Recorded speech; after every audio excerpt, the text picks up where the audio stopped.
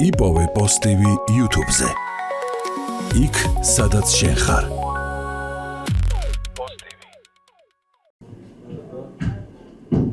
მოგესალმებით. რამდენიმე თვის წინ საქართველოს პრემიერ-მინისტრმა ირაკლი კობახიძემ წამოაყენა უმნიშვნელოვანესი ინიციატივა, რომელიც დებატების სივრცის გახსნის აუცილებლობას უკავშირდებოდა. მან მაშინ მკაფიოდ აღნიშნა, რომ გარკვეული გარეაქტორების მხრიდან წლების განმავლობაში მიზანმიმართულად ხდებოდა საჯარო დისკუსიის სივრცის ხელოვნურად ჩაკეტვა. რათა საზოგადოებაში არ ყოფილიყო აცვთა მრავალფეროვნება, არგუმენტირებული დებატები და კონსტრუქციული პოლემიკა. ამის ნაცვლად გარეძალების მიერ წახალისებული იყო დაპირისპირება, შუღლი და პოლარიზაცია. სამწუხაროდ ამ პროცესს თან დაერთო როგორც პოლიტიკურ, ისე სოციალურ ცხოვრებაში შეურაცხყოფელი და აგრესიული რიტორიკის დამკვიდრება, როგორც პოლიტიკური, ისე საზოგადოებრივი ურთიერთობის ერთგვარი სტანდარტი. ჩვენ როგორც პასუხისმგებლიან ხელისუფლებას მიგვაჩნია, რომ სახელმწიფოს ვალდებულება უზრუნველყოს იმგვარი გარემოს შექმნა, სადაც განსხვავებული აზრი იქნება დაცული, ამავდროულად კი მიუღებელი იქნება სიძულვილის, მტრობის და შეურაცხყოფის წახალისება. დებატების სივრცის გახსნა იყო პირველი მნიშვნელოვანი ნაბიჯი, დღეიდან კი გადავდივართ მორიგ მნიშვნელოვან ეტაპზე ამ მიმართულებით. საქართველოს შინაგან საქმეთა სამინისტროსთან, მინისტრთან გამართული საკმაოდ დეტალური საგნობრივი კონსულტაციების შედეგად შევთანხმდით, რომ შინაგან საქმეთა სამინისტროში უმოკლეს ვადაში შეიქმნება სპეციალური სამმართველო, რომლის ძირითადი ფუნქციაც საჯარო სივრცეში სიძულვილის ენის, შეურაცხყოფელი კამპანიებისა და აგრესიული კომუნიკაციის სისტემური მონიტორინგი და შესაბამისი სამართლებრივი რეაგირება იქნება. რა თქმა უნდა, იგულისხმება ნებისმიერი ტიპის საჯარო კომუნიკაცია, რომელიც შეიცავს სიძულვილის ენას, შუღლის გაღვივებას, ღირსების შელახვას და სხვა მსგავს ქმედებებს. პრინციპულად მნიშვნელოვანია, რომ აღნიშნული სამმართველო იმოქმედებს პროაქტიულ რეჟიმში და რეაგირება არ იქნება დამოკიდებული მხოლოდ მოქალაქის საჩივარზე. უწყება თავად განახორციელებს მონიტორინგის მომზადებას, შესაბამის სამართლებრივ შეფასებას და საჭიროების შემთხვევაში თავად გადააგზავნის მასალებს სასამართლოში. მსგავსი პრაქტიკა მოგეხსენებათ მოქმედებს არაერთ ქვეყანაში, მაგალითისათვის შეგვიძლია მოვიტანოთ ბრიტანეთი, საფრანგეთი, გერმანია და ასე შემდეგ, სადაც სახელმწიფო ინსტიტუტები აქტიურად იცავენ საზოგადოებრივ სივრცეს სიძულვილის ენისა და აგრესიული კამპანიებისგან. იმისათვის, რომ არ დარჩეს სივრცე სპეკულაციებისთვის. ხაზგასმით აღნიშნავ, რომ ამ გადაწყვეტილებით მიზანი არ არის აზრისა და გამოხატვის თავისუფლების რაიმე ფორმით შეზღუდვა. დემოკრატიული სახელმწიფოს საფუძველი სწორედ თავისუფალი დისკუსია და აზრთა მრავალფეროვნება, თუმცა ამავდროულად ეს თავის მხრივ არ უნდა გახდეს ძალადობრივი, შეურაცხყოფელი და საზოგადოებრივი დაპირისპირების წამახალისებელი კომუნიკაციის გამართლების საფუძველი. დემოკრატიული სახელმწიფოსათვის აუცილებელია აზრთა სხვადასხვაობა და კრიტიკული დისკუსია, პარალელურად არსებობს მინიმალური სტანდარტები, რომლებზეც საზოგადოება უნდა თანხმდებოდეს. მათ შორის ერთმანეთის მიმართ პატივისცემა და იმ ტიპის კომუნიკაციის მიუღებლობა, რომელიც მტრობას, შუღლს, საზოგადოებრივ დაძაბულობას და უკიდურეს პოლარიზაციას აღვივებს.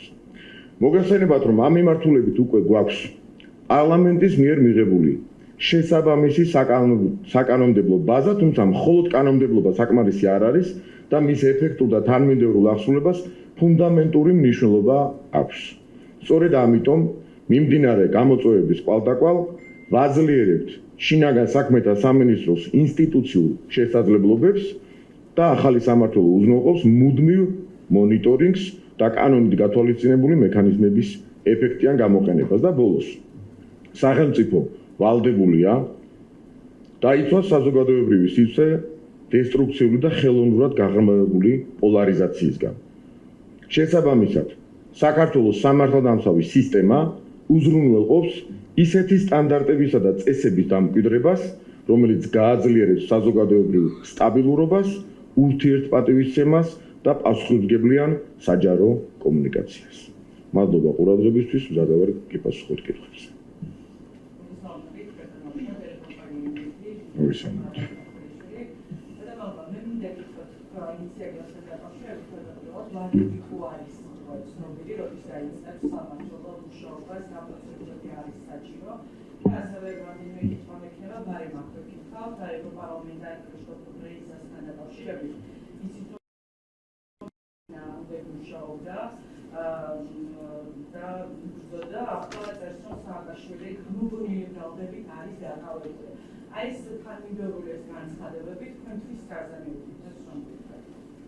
ბოლო კითხვიდან დავიწყებ. ატყობთ მათ რომ გამოვუგონოთ მათ ასეთი ბრალდებები და დავაბრალოთ ასეთი ბრალდებების გამოგონება და მათთან იყოს ისეთი ბრალდებებით, გამოგონული ბრალდებებით მოქმედი პოლიტიკოსები, როგორიც არის სააკაშვილი, აბა ამ კითხვაზე გასცეს პასუხი და შემდეგ თავად პასუხსაც მიიღებს. ამიტომ ეს რიტორიკულ კითხვად დავსვათ. ეს ერთი და მეორე. რაც შეეხება ვადებს, შინაგან საქმეთა სამინისტრო უზრუნველყოფს იმ თეორიულად მისაღებადაში, რაც ჭირდება ფორმალური თვალსაზრისით ახალი სპეციალური სამმართველოს შექმნას ეს სამმართველო, ამიტომ ჩვენ მაქსიმუმ რამდენიმე კვირაში უკვე შინაგან საქმეთა სამინისტროში გვექნება სამმართველო, რომელიც უზრუნველყოფს მუდმივ მონიტორინგს, რომ შუღლი დაპირისპირება სიძულვილის ენა იქნას ამ ქვეყანაში უარყოფილი ერთხელ და სამუდამოდ. მე პირადად ვიქნები დაინტერესებული ბოლომდე და ჩემი საქმიანობის ასე ვთქვათ, ერთ-ერთ პრიორიტეტად მივიჩნევ იმას, რომ ბრძოლის ერთგვარი იარაღი, რომელიც თავის მხრივ პოლარიზაციის გაღვივებაში გამოიყენება და ამის თავარი იარაღად მიიჩნევენ, იყოს მაქსიმალურად გამდევნილი ჩვენი საზოგადოებისგან.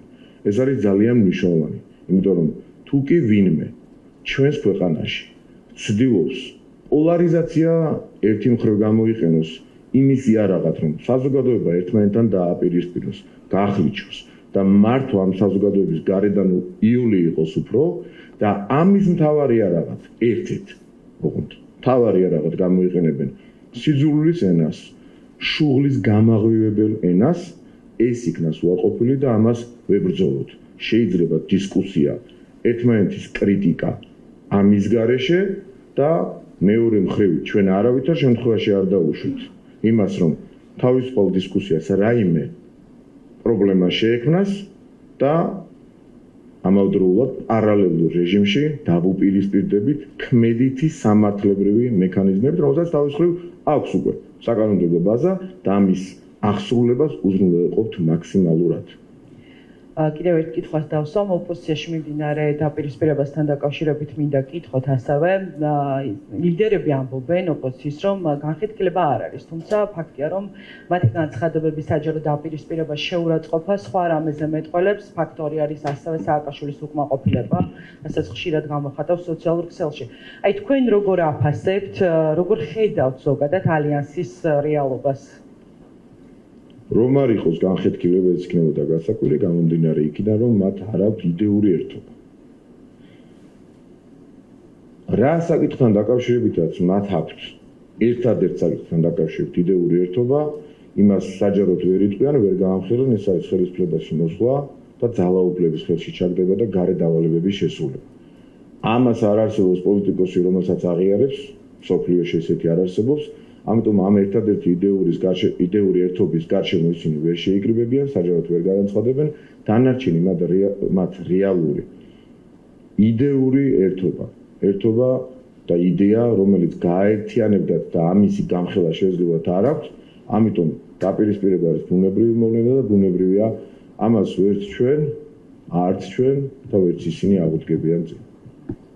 მოგესალმებით ბატონ მამუკა, კითხავთ დანიაში მიმდინარე მოვლენებთან დაკავშირებით ჩვენ გვახსოვს რომ განსაკუთრებით აქტიურობდა სკანდინავიური ქვეყანა, როდესაც საქართველოს წინააღმდეგ და მიმართ კრიტიკულ შენიშვნებს ხშირ შემთხვევაში უაპელაციოდაც კი ასე ვთქვათ მათი საგარეოდან ვისმენთ. 5 დღე გავიდა უკვე რაც მიტინგი იქნა დარბეული კოპენჰაგენში და არავითარი გამოხმაურება ამას არც ევროპული სტრუქტურების მხრიდან არ მოყოლია და არც თავად ესე როგორც ვიცი არც მიმართვაზე არ ყოფილა პასუხი გადამისამართება იყო იუსტიციის სამინისტროში. რაზე მეტყველებს ეს ყველაფერი არის თუ არა გარკვეულწილად იცება იმის რომ ორმაგი სტანდარტით ხდება მიდგომები ხშირ შემთხვევაში. ერთგვარად ფრაზა ორმაგი სტანდარტი გაცვდა, თუმცა მაინც ხშირად გვიწევს ჩვენ ამ ტერმინის გამოყენება მოვლენების განვითარების კვალდაკვალ სწორი შეფასებებისთვის. რაც მისაღებია მათთვის მიუღებელია ჩვენთვის და არ შეიძლება ჩვენთვის. ასე იყო მაშინ როდესაც ჩვენ ვიღებდით გამჭვირვალობის კანონს გაცილებით რბილი მსუბუქი ფორმით სადღაც შეიძლებოდა ჩვენთან არა. მაგრამ ასე ვიწროდაც ნუ შევხედავთ, ეს არის მიმდინარე ერთ-ერთი თემა. ჩვენ ყოველ თვეში, ყოველ კვირაში, ყოველდღიურად გვიწევს ასეთი პატარ-პატარა თემების შეფასება და ამ დროს არ უნდა დაგვაუწყდეს მთავარი. გარე ძალები, უფრო მეტ სიღრმეში არ შევალ, გარე ძალები ცდილობენ, რომ საკუთარი ხალხის ხელით, საკუთარი მოქალაქეების ხელით განახორციელონ ერთგვარი დაპყრობა. და ამის საშუალებას არ ვაძლევთ. უფრო კარგად რომ გავხსნა და უფრო დეტალურად.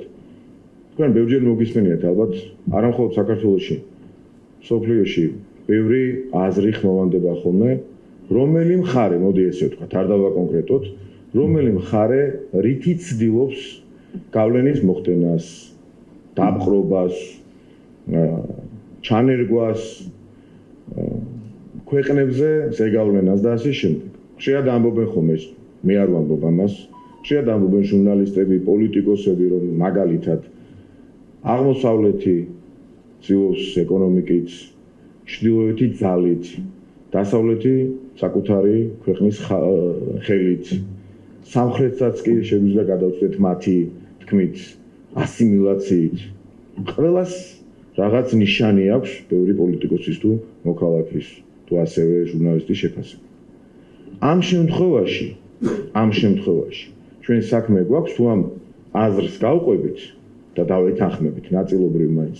ამ შემთხვევაში ჩვენ საქმე გვაქვს საკუთარი ხალხის ხელით ჩვენი ქვეყნის დაპყრობის მცდელობასთან, ისე რომ ამ ხალხის შეიძლება დიდი უმრავლესობა ეს ჟურნალისტი იქნება, პოლიტიკოსი იქნება, რაც ცოტა ნაკლებად სავარაუდოა პოლიტიკოსის შემთხვევაში, მაგრამ მაინც ცდილობენ ჩვენ ქვეყანაზე მინიმუმ ყველაზე რბილად რომ ვთქვათ გავლენის მოხდენას და საკუთარი ინტერესების გატარებას, რომელიც ხშირ შემთხვევაში საერთოდ არ ემთხვევა ხოლმე ჩვენი ქვეყნის და ჩვენი სამშობლოს ინტერესებს.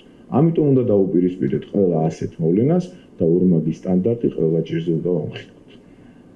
თემატურად რო გავაგრძელოთ ნაწილობრივ კი ისაუბრეთ, მაგრამ პოლონელი ევროპარლამენტარის ასე ვთქვათ მოთხოვნაზე და მიდგომაზე, ესეც ხო არ არის ამ პროცესის ერთ-ერთი შემადგენელი ნაწილი, რომ ის ამბობს, რომ სააკაშვილი უკანონოდ არის დაკავებული და პირდაპირ მოითხოვს გათავისუფლებას, როცა ნათელიც არის მისი ობიექტურობა ძალიან დიდი კითხვის ნიშნის ქვეშ დგას. ისე პრეიჟად. მოდი არ გაგვიკვირდეს ეს ბუნებრივია. ჩემთვის პირადად ამაში აი მე გასაოცარი, გასაკვირი არ არის, იმიტომ რომ ადამიანები ამოქმედებდნენ კონკრეტულ ადამიანს თავის ინტერესების შესაბამისად და დღეს ისინი იცავენ არგუმენტების გარეშე. როცა სააკაშვილის ბრალს ოდნავ მაინც იცნობ და მაინც ამბობ, რომ ის უკანონოდ არის დაკავებული, ესე იგი არ გაინტერესებს არაფერი, ფაქტობრივი მოცემულობა შენთვის არის მიასეხარისხოვანი და უბრალოდ შენ წარმომადგენელს საქართველოში შენი ინტერესებიდან გამომდინარე იცავ. ეს ჩვეულებრივი მოვლენაა, ისევე როგორც ნებისმიერი ქვეყანა დაიცავს თავის წარმომადგენელს სხვა ქვეყანაში. საქართველოს არასდროს წარმოადგენდა სააკაშვილი, ის წარმოადგენდა გარე ძალებს, ერთ-ერთი აქტიური განმახორციელებელი იმისა, რაც წეგან მოგახსენეთ, რაზეც წეგან ვისაუბრე, რომ საკუთარი ხალხის ხელით დაიპყრონ ან ზეგავლენა მოახდინონ რომელიმე ქვეყანაზე, ამისი აქტიურად აღმასრულებელი და განმახორციელებელი იყო ეს კაცი და იცავენ ბუნებრივი ამბავია და ამას მე საერთოდ არ მივიჩნევ გასაკვირ ამბად. ერთად გითხავთ, ტელეკომპანია რუსთავი აპირებს გასაჩივრებას ევროპარლამენტის გადაწყვეტილების, ეს არის საუბარია გაფრთხილებაზე, რომ მორიგი დარღვევის შემთხვევაში შინაგანა წესის ერთი წლით აგვეგრძელება იქ საქმიანობა, თუმცა ვერც ერთი მტკიცებულება ვერ იქნა წარმოდგენილი ამ პერიოდის განმავლობაში, რა დაარღვია რუსთავიორმა ევროპარლამენტში მუშაობის რომელი წესი, მათ შორის წერილიც იქნა მიწერილი, თუმცა პასუხი ამაზე არ მეგვიღია. ზოგადად ეს რა ტიპის მიდგომაა და რასთან გვაქვს ამ შემთხვევაში საქმე? მე შეგიძლიათ რომ გითხრათ. მე შემიძლია დაგისვათ ასევე რიტორიკული შეკითხვა, როგორც რიტორიკული შეკითხვა დავუსვით თქვენს კოლეგას ერან იმედიდან. რატომ ფიქრობთ, რომ მტკიცებულებებზე დაყრდნობით უნდა გამოიტანოს გადაწყვეტილება? რამდენი ხანია თქვენ მტკიცებულებებზე დაყრდნობით არ მოგისმენიათ გადაწყვეტილებები?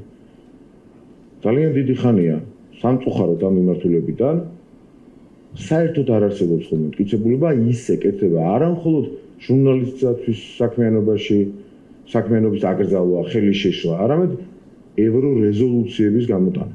10 რეზოლუცია გვახსოვს მტკიცებულებების გარეშე და რატომ გაგიკვირდა თქვენს მიმართ ეს ყველაფერი? ჩემი აზრით არ უნდა გაგიკვირდეს. თუ ჩვენ იგივე სტანდარტს მივყვებით, რითაც მაგალითად ტელეკომპანია იმედს ერთი წლით შეეზღუდა თუ აეკრძალა ევროპარლამენტში შესვლა, ხო ასე? ამ სტანდარტის მიხედვით მინიმუმ 3 თუ 2 ტელევიზიის ჟურნალისტი საერთოდ აღარ უნდა შეუშვა არც საქართველოს მთავრობის კანცელარიის შენობაში, არც პარლამენტში და ასე შემდეგ. იმისი მიასების სტანდარტი რომ დააწესო აქ. მაგრამ ჩვენ შემთხვევაში იქნება და ამას არც ვაპირებთ, რა თქმა უნდა, ვინმე სარეგონოს რომ ამას ვაპირებთ, ჩვენ შემთხვევაში იქნება ჟურნალისტებისთვის ხელის შეშლა, მათ შემთხვევაში დემოკრატია. ეს უკვე მიჩვეული ამბავია და ამას ვეგუებით ნელა, უბრალოდ ერთადერთი ჩვენ რაც უნდა მოვახერხოთ, ქართულ საზოგადოებას დავანახოთ სინამდვილეში, რასთან გვაქვს საქმე და შემდეგ საზოგადოება ყოველჯერზე თავად იღებს ხოლმე გადაწყვეტილებას. მოგესალმებით ბატონო მამუკა, ანა პროლაძე საზოგადოებრივი მაუწყებელი. მე გითხავთ თქვენს ინიციატივასთან დაკავშირებით პირველ რიგში დავაზუსტებ სამართლო როდესაც გადაუგზავნის სასამართლოს, ანუ რა იქნება ამ შემთხვევაში რეაგირება უწყების მხრიდან, ეს იქნება სისხლის სამართლებრივ ნაწილში შემავალი პატიმრობა თუ ადმინისტრაციული. ეს ერთი, მეორე, ალბათ იმ ადამიანებისთვის, რომლებიც ხშირად აკრიტიკებენ ხელისუფლებას, რომ ის ზომაზე მეტ ძალაუფლებას იყენებს იქ შემთხვევაში, მათთვის დამტკიცება, რომ ეს არ არის ხელისუფლების მხრიდან სიტყვისა და გამოხატვის თავისუფლების შეზღუდვა, იქნება ალბათ ძალიან მნიშვნელოვანი, ხომ? სად გადის ზღვარი აზრის გამოხატვასა და სიძულვილის ენას ან შუღლის გაღვივებას, მოდი ასე ვთქვათ, შორის ძალიან რთულია აქ ბალანსის დაცვა და ალბათ მოგიწევთ ოქროს ხაზის მოძებნა, როგორ უნდა განისაზღვროს ეს საკითხი, ეს მეორე და გკითხავთ ასევე 26 მაისთან დაკავშირებით, ოღონდ სხვა ჭრილში ოპოზიცია ემზადება შეკრებისთვის, რომ გაგაგონოთ საკუთარი უკმაყოფილო ხმა, ასე ვთქვათ. ელით თუ არა სცენარების იმგვარ განვითარებას, რაც იყო მაგალითად 4 ოქტომბერს და როგორი იქნება ამ შემთხვევაში სახელმწიფოს რეაგირება. მადლობა. ბოლოდან დავიწყებ და თავისკენ წავყვეთ თქვენი ერთით. პირველი არა 26 მაისს მსგავს ვერ განახორციელებენ. ერთი შემიძლია მთელი პასუხისმგებლობით გითხრათ, რომ მიმიწვდება შესაბამის ინფორმაციაზე მაქვს ეს მონაცემები, ასე ვთქვათ, რომ ისინი ვერაფერს იზავენ. 4 ოქტომბერს გაცილებით სერიოზულად ჰქონდა ჩვენ საქმე და მაშინ სახელმწიფო ინსტიტუტებმა მოახერხეს, რომ დიდი უბედურება გადაჭარბების გარეშე ვამბობ, აგვეცილებინა თავიდან, იმიტომ რომ რაღაც რომ არ ხდება, ყველაფერი მერე მარტივად ჩანს. რომ მოხდარიყო მერე ბევრი ილაპარაკები და იმაზე, როგორ ვერ მოხერხდა ამისი პრევენცია, მაგრამ საბედნიეროდ მოხერხდა და მარტივად გამოჩნდა ყველაფერი. ჩვენ მაშინ შევძელით, რომ იმავე დღეს დაგვემთავრებინა, კარგი გაგებით დაგვემთავრებინა ყველაფერი, როგორც მოსალოდნელი ამბოხის მოთავეები და გადატრიალების მოთავეები ყოფილიყნენ დაკავებულები, ასევე აბსოლუტურად ყველა, ვინც კი ქმედითად იღებდა მონაწილეობას, ან შესაძლოა მიიღო. მე რომ ამკითხო, რატომ არ მიიღეთ მათ მიმართ სამართლებრივი ზომები. შესაძლებელი იყო, რომ მონაწილეობა მიიღო, ყველა იყო განავითრალებული წინასწარ. ეს იყო დიდი, ძალიან პოზიტიური უწყებების მიერ ერთობლივად ჩატარებული ღონისძიება და ამან პოზიტიური შედეგი გამოიღო, ყველაფერი დამთავრდა 7-9. მსგავსი 26 მაისს ვერ დაიგეგმება, ეს ერთი. მეორე, მეორე კითხვა შემოვხსენოთ თუ შეიძლება? მოდი ეს პირველი იყო. კი. ნახეთ, სისხლის სამართლებრივი და ადმინისტრაციული ექსამენით გადავდოთ გვერდზე რატო. რაც არსებობს, ჩვენ არ დაგვიანონსებია, რომ საკანონმდებლო ინიციატივით შევართ პარლამენტში. ჩვენ ეს არ გითქვამს, მე ეს არ მითქვამს დღევანდელ ბრიფინგზე, ეს გადაწყვეტილება არ არის, იმიტომ რომ რაც არსებობს, კარგად რომ განვარტოთ, კიდევ რომ მარტივად, ეხლა რაც არსებობს და შესაბამისი საკანონმდებლო ბაზა ჩვენ უკვე გვაქვს, პარლამენტმა ის უკვე მიიღო და სხვათა შორის ხდება კიდევაც მისი აღსრულება. ოღონდ ესე კონტექსტიდან ამოგვიძდა დავარქვათ უტრირებულადაც კი სხვადასხვა დროს სხვადასხვა მოქალაქეების საჩივრის საფუძველზე ხდება სამართლებრივი რეაგირება, მათ შორის იმ უწყების მხრიდან, შინაგან საქმეთა სამინისტროს მხრიდან, რომელიც სადაც მიღებული იქნა გადაწყვეტილება, რომ შეიქმნა სპეციალური სამართლობა. უბრალოდ ამას ექნება შეუცვლელი პერმანენტური ხასიათი და რაც მნიშვნელოვანია, არ იქნება აუცილებელი, რომ მოქალაქემ მიმართოს, რომლის მიმართაც განხორციელდა ეს სიტყვიერი ძალადობა. მან მიმართოს ამის აუცილებლობა არ იქნება შინაგან საქმეთა სამინისტროს პროაქტიულ რეჟიმში, თავისი ინიციატივით. შესაბამის სამართლოს, ახლად შექმნილ სამართლოს ექნება უფლება, რომ თვითონ მოიძიოს ასეთი დარღვევების ფაქტები და მიმართოს სასამართლოს ადმინისტრაციული სახდელის დადების მოთხოვნით კონკრეტული პირის მიმართ, ვინც სამართალ დარღვევა ჩაიდგინა.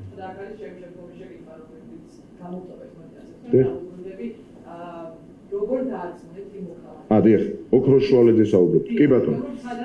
კი ბატონო.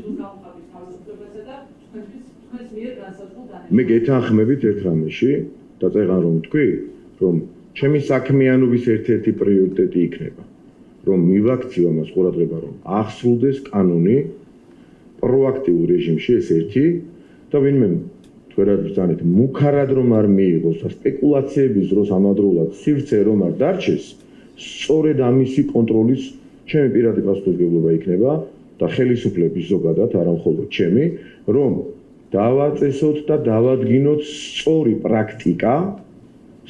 პრაქტიკა საიმისოდ, რომ სწორი ზღვარი გაივლოს ადამიანის უფლებებს, მათ შორის სიტყვის და გამოხატვის თავისუფლებას და შეურაცხყოფას, შუღლის გამაღვივებელ სიტყვებს, ფრაზებს თუ ამგვარი ბრჭყალებში, ამ შემთხვევაში უკვე ამგვარი გამოხატვის ფორმებს შორის. თუმცა ალბათ იმ ადამიანების დარწმუნება ძალიან გაგიჭირდებათ, რომლებიც ისედაც ზომაზე მეტად სკეპტიკურად, კრიტიკულად არა, ზომაზე მეტად სკეპტიკურად უყურებენ თქვენს ყველა გადაწყვეტილებას, იმიტომ რომ გადანაშაულებენ, რომ აი ხელისუფლება ინსტიტუციებს იყენებს პოლიტიკური ინტერესებისთვის, როდესაც მაგალითად მოყავთ იგივე ბრიტანეთი, გერმანია, საფრანგეთი ასეთივე რეგულაციებით ხელმძღვანელობს, მათ არ უჩნდებათ კითხვები სხვა ქვეყნებში გადაწყვეტილებების მიმართ, უჩნდებათ კითხვები საქართველოს ხელისუფლების გადაწყვეტილებების მიმართ, იმიტომ რომ არის უნდობლო. კი ბატონო, ნახეთ, წეგან თქვენი კოლეგის კითხვა იყო.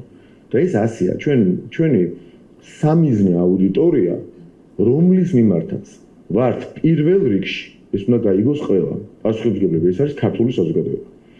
როდესაც საქართველოს პარლამენტში არის ელემენტარული წესების დაცვის აუცილებელი მოთხოვნები დაწესებული და ამას აპროტესტებენ და კოლეგიალურ თანაგზნობასაც კი არ გამოხატავენ, არ არის საუბარი ამის გაპროტესტებაზე. სხვა ჟურნალისტები დაუშვათ. მაგალითად იმედის თუ პოსტივის ჟურნალისტების მიმართ, რომლებსაც უბრალოდ მართლა კითხვის დასმისთვის, რომელზეც იმ წუთასვე უარი თქვა, როგორც კი უარი მიიღო და აქ არ არის ელემენტარული კოლეგიალობა, აქ ჩვენ მათი დარწმუნება ჭალებში თუ მის გარეშე გაგვიჭირდება. ასე იქნება ამ შემთხვევაში. ჩვენ მომავალში ველოდებით იმგვარ სურათს, იმგვარ განვითარებას მოვლენებისა, სადაც მოვიტანთ პრაქტიკას, რომ ბრიტანეთში მაგალითად პირობითად ავიღოთ მიათედი შეურაცხყოფისათვის მკაცრი სანქცია გამოიყენა სასამართლომ და 10-ჯერ მეტი შეურაცხყოფისათვის ისინი გააპროტესტებენ კაცრად რაღაცას, აქ ჩვენ დავარწმუნებთ საზოგადოებას, ისინი არასდროს დარწმუნდებიან ამ სიმართლეში, დარწმუნდებიან შეიძლება შინაგანად, მაგრამ საჯაროდ ამას არასდროს აღიარებენ. თავარია ჩვენ დავაწესოთ სწორი პრაქტიკა და ვიყოთ მართლები ქართული საზოგადოების კანონის და კონსტიტუციური პრინციპების აღსრულების წინაშე. მოგესალმებით, ტევა პირველი, ინაც არციძე. ბატონო მამუკა, მეც თქვენს ინიციატივაზე გკითხავთ. აი, ძალიან ზოგადი განმარტება იყო სიძულვილის ენა, შუღლი, დაპირისპირება, ასე შემდეგ. მე მაინტერესებს კონკრეტულად საჯაროდ Facebook პოსტების გამო. ჩვენ შეიძლება ვნახოთ თუ არა მოქალაქეების თუნდაც დაკავებები და აი მე მაგალითად პირადად ვერ მივიღე ამ კითხვაზე პასუხი, როგორ უნდა დაარწმუნოთ დიახ კრიტიკულად განწყობილი ადამიანები, თუნდაც ოპოზიციური ამომრჩეველი, რომ ეს არ არის სიტყვის და გამოხატვის თავისუფლების შეზღუდვა, იმიტომ რომ ჩვენ ვნახეთ საჯარო სივრცეში Facebook პოსტების გამო როგორ უშივიან ადამიანებს, მათ შორის ჟურნალისტების кейსებიც გვახსოვს და მათ წინააღმდეგ დაწყებული სამართალ წარმოება. ამ შემთხვევაში ვინ უნდა განსაზღვროს რა არის სიძულვილის ენა და მაგალითად მე როგორც ერთ-ერთმა რიგითმა მოქალაქემ შესაძლოა დავწერო კრიტიკული პოსტი და ეს უნდა იყოს სრულად დამოკიდებული საგამოძიებულ წყებაზე და მან უნდა განსაზღვროს, რომ მე ჩემი საჯარო განცხადებით შუღლი გამოვიწვი ან დაპირისპირება შევქმენი საზოგადოებაში. დიახ. პირველი შემფასებელი ამის იქნება შინაგან საქმეთა სამინისტროს შესაბამისი სამმართველო, მაგრამ საბოლოო კრიტიკული შემფასებელი ამის იქნება სასამართლო, ისევე როგორც ჩვენს მიერ წეღან ჩამოთვლილ ქვეყნებში ხდება. თუ მაგალითად იგივე მაგალითს გავიმეორებ ბრიტანეთში საჯარო პოსტი ითვლება შეურაცხყოფად, თუ ის შეურაცხყოფის ელემენტებს შეიცავს და არა კრიტიკას. თქვენს კითხვაში ეს ნება მომეცით მცირე манипуляცია დავინახო. თქვენ ბრძანეთ კრიტიკა. მე გაგცემთ პასუხს არა, კრიტიკის გამო არავინ არავის დაადებს ადმინისტრაციულ სახთებს ამის გარანტიას გასვით. მაგრამ თუ საყოველთაოდ მთელ მსოფლიოში გავრცელებული მოსაზრებით, არა მხოლოდ საქართველოში, საყოველთაოდ მთელ მსოფლიოში პრეცედენტულად გავრცელებული მოსაზრებით ითვლება კონკრეტული ფრაზა წინადადება შეურაცხყოფად, შუღლის გამაღვივებელ წინადადება თუ ფრაზად. ამ შემთხვევაში დიახ, მათ შორის შეიძლება ადმინისტრაციული პატიმრობა გამოიყენოს სასამართლომ იმ ადამიანის მიმართ, რომელიც ასეთ შუღლის გამაღვივებელ მიმართვას გამოიყენებს კონკრეტული ადამიანის თუ პირთა ჯგუფის მიმართ და ეს პრეცედენტები უკვე გვაქვს. ჩვენ არ გვჭირდება საბედნიეროდ ჩვენი დიდი პლუსი აი აქ არის ის, რომ ჩვენ არ გვჭირდება რომ გამოვიგონოთ ახალი მიდგომა. ეს პრაქტიკა მსოფლიოში უკვე დამკვიდრებულია.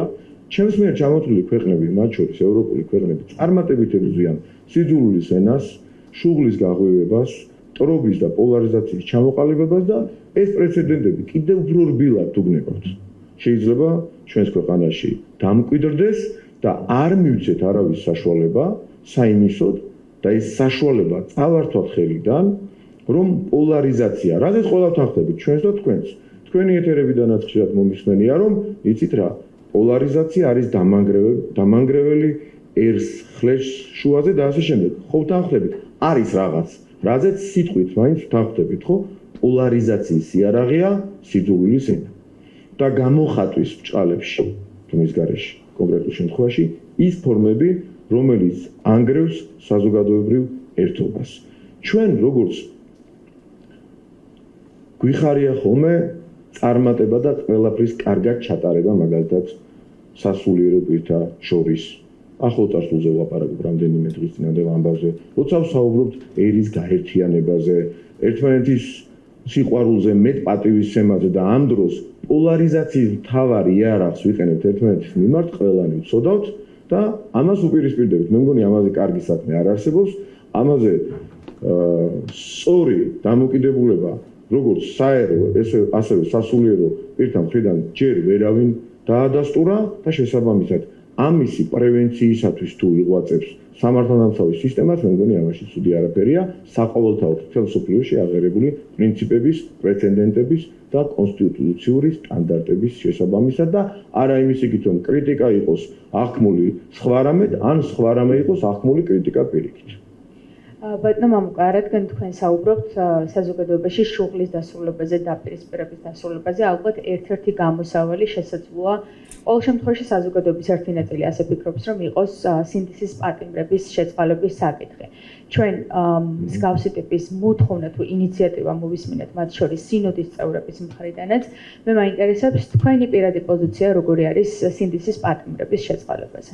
მე არ ვიცი ვინ არის სინდისის პატიმარი, ეს არის თქვენი შეფასება, ამიტომ სანამ ერთი მხრიდან იქნება სინდისის პატიმარზე საუბარი და მეორე მხრიდან იქნება დამნაშავეზე, აქ შეთანხმება და საზოგადოებრივი თანხმობა და ერთობა ვერ შედგება, ბუნებრივია. ჩვენ შორის კი ვლაპარაკობთ და გადაწყვეტილების მიმღებ ადამიანზე, მაგალითად პრეზიდენტზე კი არ არის საუბარი. მე ხო არ შეიძლება ამას რეკომენდაცია მივცე მისი დისკრეციული უფლებამოსილების ფარგლებში, ხო წარმოუდგენელია. მაგრამ თქვენ როდესაც საუბრობთ ამაზე და ამბობთ რომ სასულიერო პირებმა და სინოდის წევრებმა თქვენს რომ სინდისის პატიმრების შეწყალება იქნება კარგი, მათ სინდისის პატიმრები არ უხსენებიათ პირიქით. მათ თქვენს რომ და ჩემთვის ეს პოზიცია მისაღებია. ვინც ინანიებს და სინანულზე საუბრობენ ისინი შეიძლება სიტყვით ვერ გავიმეორე, უბრალოდ აზრი ეს იყო. ვინც გამოხატავს სინანულს, მისი შეწყალება არის კარგი. მოკლედ აზრი ეს იყო, ხო? მე ამას ვეთანხმები. სინანული გამომდინარეობს აღიარებისგან. უკვე საერო განმარტება საერო პირის მიერ ერთი მოქალაქის მიერაც კი არა მხოლოდ პოლიტიკოსის. შეიძლება იყოს ჩემი მხრიდან, რომ თუ კი ადამიანი აღიარებს ჩადენილ დანაშაულს, ინანიებს ამ ქმედებას, ამ შემთხვევაში სახელმწიფოს ზოგადად, ამ შემთხვევაში ჩემი საქმე არ არის, მაინც ვიტყვი, სახელმწიფოს ზოგადად ასეთი პირის მიმართ ყოველთვის უფრო მობიერია, მათ შორის საპროცესო შეთანხმებასთან მიმართებაში, მათ შორის შეწყალებასთან მიმართებაში და ასე შემდეგ. მაგრამ ერთი მხრივ, როდესაც თქვენ მათ უწოდებთ სინდისის პატიმრებს, ჩემთვის პირადად, როგორც ერთი მოქალაქისთვის, ეს არის სპეციალურად განზრახ შექმნილი ბარიერი, რომ ისინი არ შეიწყალონ და დაპირისპირება იყოს კვლავ აქტუალური. იმიტომ რომ სინდისის პატიმარს თუ უწოდებთ, აქ უფრო რთულდება დათანხმება და შეთანხმება ამ თემაზე, ხო? და რადგან თქვენ მაინც ასე საუბრობთ, ესე იგი თქვენი ინტერესი, ეს ბუნებრივი ლოგიკა და არა მხოლოდ ერთი ადამიანის, ჩემი ამ შემთხვევაში მოსაზრება, თქვენი ინტერესი არა მათი შეწყალება, არამედ ამ თემით პროპაგანდისტული მოქმედებია საზოგადოების მიმართ. რადგან ეს ტერმინოლოგია არ მოგწონთ, მაშინ დავასრულებაზე ბოდიში საპროტესტო აქციები. ბოდიში ერთი წამით შეგაჩერეთ ბოდიშის მოხდით. არ მომწონს არ არის. მე წინა ინტერვიუში ხათაშვილის თქვენი კოლეგის, თქვენივე ტელევიზიის, თქვენი კოლეგის ჟურნალისტის მიერ დასმულ კითხვაზე თქვი ასეთი რამ და მაშინ შეგახსენეთ რომ თქვენი მოწონება ვერ მოახერხოთ ამ სიტყვის გამოყენება. ნახეთ, სინდისის პატიმარი 5-6 წლის წინ იყო ისეთი ადამიანი, უფრო სწორად, უფრო ზუსტად იწოდებოდა სინდისის პატიმრად ისეთი ადამიანი, რომლის მიმართაც სახელმწიფომ გამოიყენა უსამართლო გადაწყვეტილება, რომელიც იყო უპრეცედენტო უსამართლობის ხარისხის თვალსაზრისით და ეს იყო იმდენად და საყოველთაოდ გავრცელებული, რომ მთელი მსოფლიო ამაზე საუბრობდა. და თქვენ თვითონ უკაცრავად რომ მას შეგნიშნავთ, იმდენად გააუბრალოვეთ ეს სიტყვა, რომ გაცვდა და არასერიოზულად გამოიყურება მათთვისაც. მე ადვოკატობის დიდი გამოცდილება მაქვს, მოგეხსენებათ. მე რომ ყოფილიყავი მათი რომელიმეს ადვოკატი და პოლიტიკაში ვარ წასულიყავი, არ გამორიცხავ რომ ყოფილიყავ თქვათ რომელიმეს ადვოკატი დაუშვათ. მე თვითონ ვიქნებოდი სასტიკი წინააღმდეგი, მათი მხრიდან ვსაუბრობ ახლა, რომ სინდისის პატიმარი ვინმე ეწოდებინა, იმიტომ რომ ეს იმდენად არასერიოზულია, რომ შემდეგ სხვა არგუმენტს სერიოზულად არავინ ისმენს. თუ შენ იტყვი პირობითად, თუ შენ იტყვი ადამიანის ცემაზე, რომ მას კაცის მოკლას აბრალებენ, მე სერიოზულად არავინ მოგისმენს და ასეა. ეს აბსოლუტურად სხვა მაგალითია, სხვა რაკურსით განხილული, მაგრამ სინდისის პატიმარს როგორც კი დაუძახებთ, მათ უკვე იმდენად არასერიოზული ჩნდება ეს ყველაფერი, რომ სხვა არგუმენტები აღარ ისმინება. ამიტომ ამბობ უბრალოდ. გასაგებია, ბატონო, სინდისის პატიმრებს თუ არ უწოდებთ ამ ადამიანებს, აქციების დროს დაკავებულ პირებს, ნოემბრის-დეკემბრის დროს 2024 წელს, მე მაინტერესებს შეიწყალებთ თუ არა ამ ადამიანებს, ანუ ხართ თუ არა მომხრე ამ ადამიანების. თქვენ არა, გასაგებია რომ ეს პრეზიდენტის უფლებამოსილებაა, მაგრამ როდესაც არის საუბარი ანუ მე მაინტერესებს თქვენ როგორც მაღალი თანამდებობის პირი, მართველი პარტიის წევრი, ხართ თუ არა მომხრე რომ შეწყალება მოხდეს. მე არ ვარ წინააღმდეგი. აი პარტიაში განწყობები როგორია? ნახეთ, არაფრით შეიძლება რომ მე იმ სტატუსით როგორც თქვენ ბრძანეთ, დავაფიქსირო პოზიცია.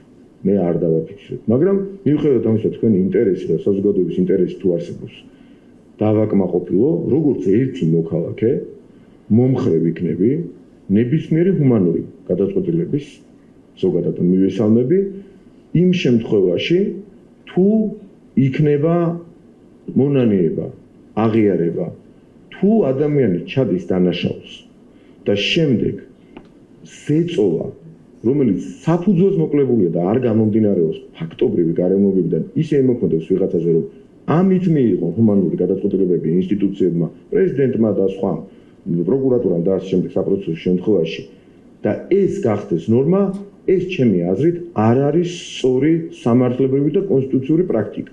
მაგრამ თუ ადამიანი ითხოვს შეწყალებას, გაათვითცნობიერებს რა? მის მიერ ჩადენილი ქმედების სიმძიმეს, ამ შემთხვევაში რა თქმა უნდა არ ვიქნები წინააღმდეგი როგორც ერთი მოქალაქე. ბატონო მამუკა, დანაშაულს არ თვლიან რომ დანაშაული ჩაიდინეს და მათი პასუხიც იყო ხელისუფლების ამ გადაწყვეტილებასთან დაკავშირებით, რომ ისინი არ აღიარებენ დანაშაულს, არ თვლიან. ანუ ამ შემთხვევაში თუ აღიარება არ მოხდება, შეწყალებაც არ მოხდება.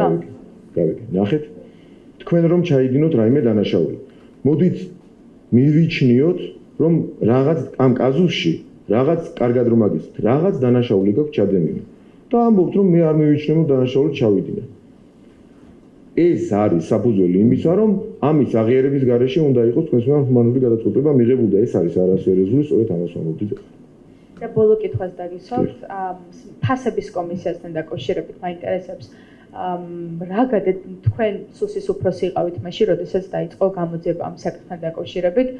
საგამოძიებო კომისიის დასკვნაც ვნახეთ პარლამენტში, რომ არანაირი კარტელური გარიგება არ არსებობს, რომ დანაშაული ყოველ შემთხვევაში არ არის. მე მაინტერესებს შედეგი რა დადო გამოძიებამ, იმიტომ რომ ხალხი ელოდება ფასებზე, პროდუქტებზე ფასების გაიაფებას, არა მხოლოდ პროდუქტებზე, არამედ სხვადასხვა საწოლზეც მაგალითად. რა შედეგი დადო თქვენმა გამოძიებამ, თქვენს დროს დაწყებულმა გამოძიებამ მაგალითად, შუალედური შედეგები მაინც თუ არსებობს. პირველი შუალედური შედეგი ვერ იქნება, იმიტომ რომ ფასთა რაზე ჩვენ ვილაპარაკეთ, ფასთა წარმოქმნის შესახებ დანიშნული ექსპერტიზა შუალედურ დასკვნებს ვერ დებს.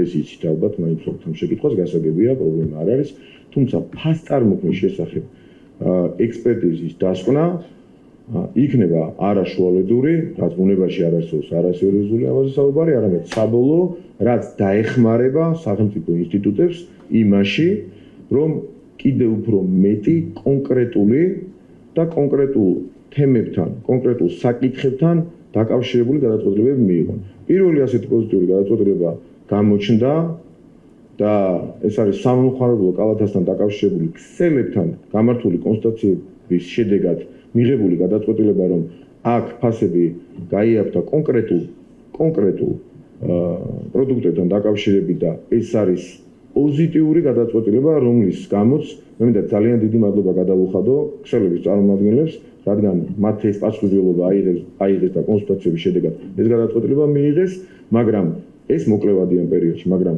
საშუალო და გრძელვადიან პერიოდში ჩვენ ველოდებით, რომ ფასების დასტაბილურებასთან შედარებით ეკონომიკური ზრდის პარალელურად ჩვენ გვექნება კიდევ უფრო სწორი მიდგომა, იქიდან გამომდინარე, რომ კონკურენციის სააგენტომ და სხვა სახელმწიფო უწყებებმა იმოქმედონ ადეკვატურად ეკონომიკის განვითარების კვალდაკვალ ინფლაციის დონის დასტაბილურების შესახებ, სადაც დომინანტი ინფლაციასთან ბრძოლის თვალსაზრისით იქნება სამომხმარებლო კალათაში მოთავსებული პროდუქტების ფასების ინფლაციასთან ბრძოლა. ეს არის გრძელვადიან პერსპექტივაში მიღებული გადაწყვეტილება და ამის შედეგებს თქვენ ნახავთ, მოკლევადიან პერსპექტივაში სამომხმარებლო კალათასთან დაკავშირებულ გადაწყვეტილებებზე მინდა კიდევ ერთხელ მადლობა უთხრა ქსელებს, თუმცა ჩვენი მოსახლეობისთვის განსაკუთრებით იმ სოციუმისთვის, რომლებიც ჯერ კიდევ სიგარების სხვას მიღმა ცხოვრობენ, გასაგებია, ძალიან კარგია, რომ ასეთი ადამიანების რაოდენობა მცირდება, მაგრამ რჩება ძალიან ბევრი ადამიანი, მათთვის ეს დიდი შეღავათი შეიძლება ვერ იყოს, მაგრამ ქვეყანა ვითარდება და ბუნებრივია, როდესაც პრიორიტეტად დაისახოს ხელისუფლება ამას, ამ შემთხვევაში კიდევ უფრო იოლდება ბრძოლა პრობლემასთან. ბოლო ჯერ დავაზუსტებ ამ კითხვას და დავასრულებ. აი ფასების თემა მაინც ყველაზე სენსიტიური საკითხია საზოგადოებისთვის. ჩვენ ალბათ ხელისუფლებამაც ამის გამო დაიწყო ეს ინიციატივა, რომ შექმნილიყო საგამოძიებო კომისია. აპრილის ბოლოს იყო და ასე ვთქვათ დაანონსებული ირაკლი კობახიძის მხრიდან, რომ რაღაც ცვლილება უნდა მომხდარიყო. თუმცა ალბათ ერთი პროდუქტის დასახელება ძალიან რთული იქნება, რომ ვთქვათ, რომ რამეს ფასი დააკლდა. გინდა საწვავს, გინდა პროდუქტს და ასე შემდეგ. ანუ რა გამოდის, რომ ჯერჯერობით არ ვიცით, როდის მოხდება ეს პირველ კვარტალში, მეორე კვარტალში, როდის მოხდება ფასების დასტაბილურება და თუ სწორად გავიგე, ანუ სუსის მიერ დაწყებული გამოძიება გრძელდება, ჯერ შედეგი არ არის, ანუ სწორად გამოვიტანე დასკვნა, იმიტომ რომ ვერც საგამოძიებო კომისიამ დაადგინა გამომწვევი მიზეზები ფასების და სუსში თქვენ აღარ ბრძანდებით, მაგრამ ალბათ გაქვთ ინფორმაცია, გამოძიება დასრულდა, მიმდინარეობს თუ რამე ხელშესახები ცვლილებები არის. მადლობა. კიდევ ერთხელ გავიმეორებ, დასკვნა თქვენ მე მგონია რომ სწორი გამოგაქვთ, უბრალოდ მე აღარ ეუბნებით ხალხს. პირველი ექსპერტიზის პასუხის დალოდება გამოძიების დასრულებას ხო არ ნიშნავს პირიქით. გამოძიება დასრულდება მას შემდეგ, რაც ექსპერტიზის დასკვნა იქნება. ეხლა ელემენტარულ ლოგიკას მივყვებით ხო? ბავშვების მეორე, მესამე, მეოთხე კლასელებიც რომ კარგად გაიგებენ. ექსპერტიზის დასკვნის ჯერჯერობით არ არსებობა გამოძიების შედეგების არ არსებობას ჯერჯერობით გულისხმობს, ხო ასე? მეთანხმებით ამაში მაინც. კი ბატონო. ეს ერთი. და დასკვნა სწორი უნდა გამოგეტანათ, მონებრივია. და მეორე, თქვენ გნებავთ რიტორიკულად მიიღეთ, გნებავთ გამეცით პასუხი. მადლობა ქსელებს ვისთვის გადავუხადე. წუთნახევისთვის. და სამოხმარებლო კალათაში შემავალი პროდუქტის დასახელება არის იქ არც ერთის? ხო იცით? მაშინ ბუნებრივი ამბავია, რომ ერთი პროდუქტიც კი არ არსებობს და არ არსებობს რას ნიშნავს? ეს შეიძლება არ იყოს ის რაღაც სოციალური გარდატეხა, სადაც ფასები შემცირდა რაღაც რადიკალურად და აფეთქება მოვახდინეთ პოზიტიური გაგებით აქ, მაგრამ სამომხმარებლო კალათაში შემავალი პროდუქტების მიმართ იმ დამოკიდებულებისთვის, რომ სოციალურად შეჭირებულ და არა მხოლოდ მათ ფენას მიეცა შესაძლებლობა და ქსელების ინიციატივა ჩვენთან კონსულტაციების შედეგად ამაში გამოიხატა, რომ ფასდაკლებული ასეთი პროდუქტები ეყიდათ, ეს იყო პირველი პოზიტიური ქმედითი ნაბიჯი, არასაკმარისი გასაგებია, მაგრამ პირველი ქმედითი ნაბიჯი, რაც პირველ შედეგად უნდა მივიჩნიოთ და თქვენ ბრძანეთ, რომ არ გვინახავს. აბა ბოროტინება ხო არ იქნება, კაცო, კეთილინება უნდა იყოს. კონსტატაციების შედეგად მიღებული გადაწყვეტილება არის კეთილინება და პოზიტიური შედეგი და თქვენ თუ ბოროტინების შედეგად ელოდებით, რომ ჩვენ იარაღი დავადგებით ვიღაცას თავზე, დავიჭერთ და მერე გავაიაფებთ, რადგან გამოძიების შედეგების და ამ კეთილნებასთან დაკავშირებულ გადაწყვეტილებაზე მიკითხებით კორელაციაში ერთმანეთთან, ეს არ იქნება, ბუნებრივი ამბავია. ასე წარმოჩინდა სხვათა შორის, როდესაც ჩვენ ქსელებში შევედით მაშინ გამოძიება და განმარტება დაჭირდა სახელმწიფო უსაფრთხოების სამსახურს, რომ ეს არ არის საბუღალტრო დოკუმენტაციის გამომძიებელი ორგანო ამ შემთხვევაში. ეს შეიძლება სხვა შემთხვევაში იყოს კონკრეტული ინფორმაცია თუ იქნება. სუსი მაშინ დაინტერესდა მხოლოდ და მხოლოდ ფასთა წარმოქმნით. და თქვენ ველოდებით ვიღაცის დასჯას მაინც და მაინც იმისათვის ეს სახელმწიფო უწყებებს გამოძიების ეს შედეგი მომავალში გრძელვადიან პერსპექტივაში დაეხმარება სწორი პოზიციის ჩამოყალიბებაში, როგორც დასტაბილურდეს ფასი და ინფლაციამ დარტყმა არ მიაყენოს მაინც და მაინც იმ კონკრეტულ პროდუქტებს, რომელიც სამომხმარებლო კალათაში შედის და მნიშვნელოვანია განსაკუთრებით სოციალურად შეჭირებული ადამიანებისათვის. ამათ დღესაც ვიმეორებ და კორელაციაში თუ უყურებთ, ასეთ ბოროტებას ჩვენ არ ვაპირებთ, როგორც ეგან გაგიმართეთ და რეალურად პირველი პოზიტიური შედეგები გვაქვს და ის მათი, რა თქმა უნდა, მეც გიდასტურებთ, რომ მათი კეთილინებაა და ჩვენთან კონსულტაციების შედეგად მადლობა გადავუხადეთ არაერთგზის, რომ ეს კეთილინება გამოხატეს და ეს არის კონკრეტული შედეგი. მაინც და მაინც ველოდებით თქვენ, რომ ნაციონალური მოძრაობის სტილში ვიღაცას რაღაცა დავაძალოთ, ეს არ არის ჩვენი სტილი. დიდი მადლობა. ბოდიში. მოკლედ ბოლო კითხვა სავარაუდოდ და ვეცდები რომ გავაერთიანო ორი ჩემი კითხვა. ტელეკომპანია პალიტანიუსი სალომე ჯაფარიძე პირველ რიგში. თქვენს ინიციატივაზე უნდა გკითხოთ კვლავ რა მოვისმინეთ ახლა ბრიფინგის მეშვეობით. პირველ რიგში ფაქტია, რომ არსებობენ გაბრაზებული მოქალაქეები, მათ შორის თქვენს გაქვთ მთავრობას ამის შესახებ ინფორმაცია და წარმოუდგენელიც არის, რომ არ გყავდით მთავრობას გაბრაზებული მოქალაქე, ხო? შესაბამისად, ის ინიციატივა, რაც თქვენ წააყენეთ, ხომ არ ფიქრობთ, რომ შესაძლებელია, რომ პირიქით უფრო იყოს შუღლის გამაღვივებელი, ვიდრე ერთგვარი ბალანსი იმისა, რომ ეს კრიტიკული გზავნილები არ გაჟღერდეს და ამას არ გეკითხებით შემთხვევით, რამდენიმე წუთის წინ გააკეთეს უკვე ოპოზიციურმა პარტიებმა განცხადებები, არც ერთი მათგანი არ აღიქვამს, რომ ეს არის პოლარიზაციის შემცირების, ან პოლარიზაციის მოგვარების გზა. მათ შორის ჩვენ არაერთხელ მოგვისმენია დასავლელი აქტორებისგან მსგავსი სახის მოწოდებები. აი კრიტიკულ გზავნილებს ერთი პასუხობს მთავრობა, ეს არის ჩემი მთავარი კითხვა, ამ შემთხვევაში მათ ხმას გავაჟღერებ ოპონენტების ხმას და რაც შეეხება დიუშენის დაბადებულ ბავშვებს, არავის არ დაუსვამს ეს შეკითხვა და დაგისვამთ მეც მაინტერესებს. დამისვეს და პასუხის გებით. დიახ. დღეს არავის არ დაუსვამს. დიახ. გარეთ არიან ახლაც მათი მშობლები, რას აპირებს სახელმწიფო და რა გეგმა აქვს მათთან დაკავშირებით? პირველი. მე ძალიან კარგად მახსენდება ტერმინი გაბრაზებული მოქალაქეები. ეს ტერმინი ჩაიშალა ნაცმოძრაობის პოლიტიკოსებში, მათი სხვადასხვა დანაყოფების ჩათებში პირველად, მაშინ როდესაც შემდეგ ორმა ტელევიზიამ თუ სამმა ტელევიზიამ ერთხმად დაიწყო ამ ტერმინის გამოყენება, ისევე როგორც დღეს ჩაშლილია მაგალითად ტროტუარზე დგომის გამო ეს ტერმინი. აი თქვენ რომ გაბრძანდეთ, ეხლა ეს არის მესიჯი. გაბრაზებული მოქალაქე ამ შემთხვევაში, რა როგორც თქვენ წამეთ, გამოიყენება მესიჯად, რომ გაბრაზებული მოქალაქე დგას ქუჩაში, გაბრაზებულმა მოქალაქემ ეთქვა და რატომ მოიგონეს ეს მესიჯი ნაცმოძრაობისათვის და მე სამწუხაროდ მიმაჩნევ პალიტრანას იმეორებს, რატომ მოიგონეს? კრიტიკულად განწყობილი კი არა.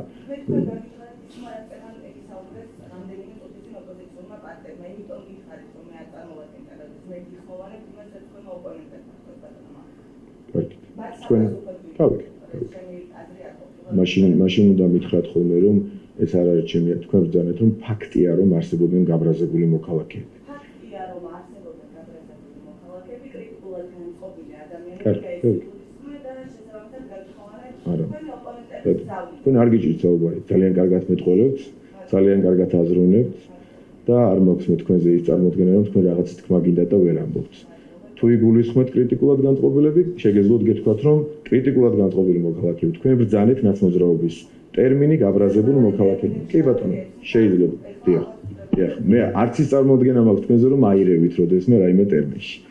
ამიტომ სამწუხაროა ჩემთვის პირადად რომ პალიტრა ნიუსი ნაცმოძრაობის ტერმინებით საუბრობს, ეს ახალი ამბავი არ არის, მაგრამ არა უშავს, თქვენ ამის უფლება გაქვთ. არ მიიღო მე შენიშნავს არ გადა უფლება მაქვს მე თქვენ შენიშვნა მოგცეთ. მე ჩემ აზრს გამოვხატავ. გასაგებია. კი ბატონო. კარგი, მაშინ ესე გავაკეთოთ. რომ არ ვიკამათოთ ბევრი, პალტრა ნიუსმა ზუსტად 1 წუთის წინ დასვა შეკითხვა, რომელშიც მან გამოიყენა ნაცმოძრაობის მიერ მესიჯად ჩაშვებული ტერმინი საკუთარ აქტივისტებს შორის და ამაზე გიპასუხებთ. ამაზე გიპასუხებთ. გავიგე. მე დაგისვით კითხვა და დავაყოლე ის რომ მე არ ვსვავ ჩემს მიერ წარმოშობილ კითხვას. მე ვსვავ კითხვას იქიდან გამომდინარე, რას ამბობენ თქვენი ოპონენტები. ბოლოს ამიტომ დავამთავრე იმით, რომ მე ამ შემთხვევაში ვახმოვანებ თქვენი ოპონენტების ხმას. თქვენ რაც უპასუხებთ ოპონენტებს. მე ტელეკომპანია პალიტრა ნიუსის ხმა არ გამიხმოვანებია, მაშინ როდესაც თქვი რომ გაბრაზებული მოქალაქეები. პალიტრა ნიუსის არა თქვენი. დიახ, არც ჩემი პირადი პოზიცია არ გამიხმოვანებია, მე თქვენ გითხარით რომ ოპონენტები საუბრობენ თქვენი ამ მადლობა. და არ მივიღებ არასდროს ჩემი აზრით ტელევიზიის ამ მართულებით წაყვანა ტელევიზიის ხმის. გავიგე. არა, რაზეა პირიქით უკაცრავად. მაგრამ მე კიდევ ერთხელ აღნიშნავ, რადგან თქვენ გაახმოვანეთ მიკროფონში, რომ თქვენ ბრძანეთ, ფაქტია რომ არსებობენ გაბრაზებული მოქალაქეები და მე უბრალოდ მაქვს იმის უფლება, რომ გამოვხატო ჩემი აზრი, როგორც პოლიტიკოსის, მე ძალიან მეცნო ეს ფრაზა. ეს ფრაზა იყო ნაცმოძრაობის მესიჯი, გამჭვირვალობის კანონის წინააღმდეგ ბრძოლის დროს და ყოველ მეორე წინადადებაში იყენებდნენ ამ ფრაზას, რომ გაბრაზებული მოქალაქეები. სიბრაზე არ არის საფუძველი იმისა, რომ დედა აგინო ვინმეს, შუღლი გააღვივო, პოლარიზაცია გააღვივო და გამოაყენებინო თავი ვინმეს, რომ იარაღი გახდე ადამიანი, ან ადამიანების ჯგუფი, ან ჟურნალისტი, ან პოლიტიკოსი, რომ სხვამ გავლენა შენი მეშვეობით მოახდინოს შენივე ქვეყანაში. ამ შემთხვევაში თქვენ არ გულისხმობთ, მაშინდელ მესის გულისხმობ. ახლა რაც შეეხება იმას, რამდენად იქნება ეს კრიტიკა, ჩვენ საუბრობდით იმაზე, რომ უფრო შუალედ უნდა დავიცვათ. თემ სოფლიოში აპრობირებული პრაქტიკის შესაბამისად, საქართველოს იმოქმედებს კონსტიტუციური პრინციპებიდან გამომდინარე. კონსტიტუციური პრინციპებიდან გამომდინარე და არ დაუშვებს, რომ აზრის გამოხატვა და შეურაცხყოფა იყოს ერთ თანაბარ წონად. მოვლენებად დაუშვეთ. მიჩნეული ერთი მხრივ შინაგან საქმეთა სამინისტრო, სამართალდამცავი სისტემა უზრუნველყოფს, რომ პოლარიზაციის ერთ-ერთი, არა ერთი, ერთ-ერთი მთავარი იარაღი იყოს უგულებელყოფილი და მეორე მხრივ ადამიანებმა შეძლონ საკუთარი კრიტიკული მოსაზრებების თავისუფლად გამოხატვა და ეს არის სახელმწიფოს პოზიტიური ვალდებულება. რაც შეეხება თქვენს მეორე კითხვას. მე ვთქვი და კიდევ ერთხელ გავიმეორებ. უფრო სენსიტიური თემა ვიდრე დიუშენის თემა ჩვენს ქვეყანაში დღეს არ არსებობს. ნებისმიერი მშობელი, ნებისმიერი გააკეთებს ყველაფერს იმისათვის, რომ ერთი დღეც კი თავის შვილს პოზიტიური მიმართულებით რაღაც საკითხი გადაუწყვიტოს და ამით პიარის კეთება ჩემი აზრით ძალიან ცუდი რამეა. ვინაიდან მართლა გულწრფელად მიმაჩნია, რომ ეს საკითხი არა წაქეზებით, რომ მეტი დრო გაატარონ რომელიმე დაწესებულებასთან მშობლებმა, განერვიულებულმა მშობლებმა, არამედ ყველამ უნდა უთხრას მათ, რომ ეს საკითხი, რომელიც ექსპერიმენტულია მთელ სოფლიოში, იმ დღეს კითხვა რომ დამისვეს თქვენს წინ, თან ჟურნალისტმა მითხრა, მისგან გავიგე, რომ საექსპერიმენტოდო თვითონ მითხრა, დღეს ჩაუშვეს ბრიტანეთში და საექსპერიმენტო მედიკამენტი, რომელიც რიგ შემთხვევაში საერთო ჯამს თუ გამოიყვანთ, ასეულობით მილიონი დოლარი შეიძლება დაждდეს. ამის გამოყენება პროტესტის საფუძვლად გადაწყვეტილებას კი არ ექვემდებარება. ექვემდებარება დისკუსიას, რამდენად სწორია და პროფესიულ დისკუსიას. რამდენად მართებულია ამ ადამიანების მიმართ გამოსაყენებლად და ერთი წლის მერე რაღაც გარანტია მინიმუმ უნდა იდოს, რომ კი ბატონო, რაღაც საკითხი და საბედნიერო საკითხი, სიცოცხლეს არ ეხება და ასე შემდეგ. რაღაც საკითხი, რომ არ მინდა დეტალებს შევეხო პრინციპში, გვიან გადაწყდეს ნეგატიური საკითხი და პოზიტიური გახანძლივდეს, ეს საკითხი უნდა გადაწყდეს პროფესიული, სიღრმისეული დისკუსიის და არა პროტესტის შედეგად. კი ბატონო, ძალიან დიდი მადლობა და კიდევ ერთხელ აღნიშნავ, რომ ტელეკომპანია პალიტრა ნიუსი მაქსიმალურად ინარჩუნებს თავის ნიშანს, რაც ნიშნავს ნეიტრალურობას და ჩემი აზრით ეს თქვენ ძალიან კარგად იცით. მაშინ გირჩევთ, შენიშვნად რომ არ მეიღოთ, ნაცმოძრაობის მესიჯებით არ უნდა ისაუბროთ, როგორც ფაქტებად არ უნდა წარმოაჩინოთ და ეს ასე იქნება. კრიტიკულად დიდი განსხვავება, მადლობა. რომ არსებობს ქვეყანაში ძალიან კარგია, ძალიან კარგია. ჩვენთან კი არა, ყველგან კი, ასე. მაგაში გეთანხმებით. კი ბატონო, მაგრამ თქვენ რასაც გულისხმობთ, ამისი თქმა არასდროს გიჭირთ და ეს კომპლიმენტი მიიღეთ ჩემგან. მადლობა დიდი, ნახვამდის. იპოვე პოსტ TV YouTube-ზე. იქ სადაც შენ ხარ.